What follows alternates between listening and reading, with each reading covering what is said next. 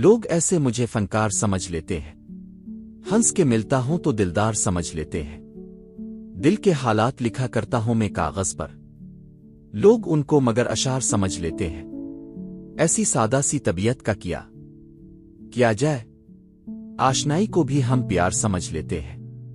जो तख़य्युल में भी महबूब का बोसा ले ले, लोग उनको भी गुनहगार समझ लेते हैं। आपके सामने खामोश रहूं बेहतर है, आप हर बात को बेकार समझ लेते हैं।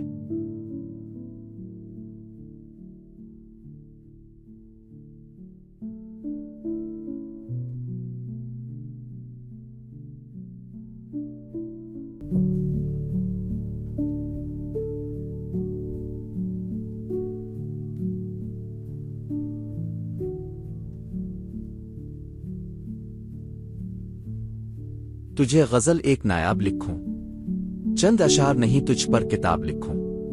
खुद को लिखूं एक उलझा सा सवाल, तुझे सुलझा हुआ जवाब लिखूं। मैं हूं एक बेजान हकीकत, तुझे एक महंगा ख्वाब लिखूं खुद को हर दिल बेजार सा, फिर तुझको खुशनुमा एहसास लिखूं। एक तेरे अलावा कोई दुखता ही नहीं मुझे, एक ये आदत खुद की खराब लिखूं। तेरी आंखों की तो क्या ही बात करूं, तुझे देखते खुद को खुशकिस्मत लिखूं।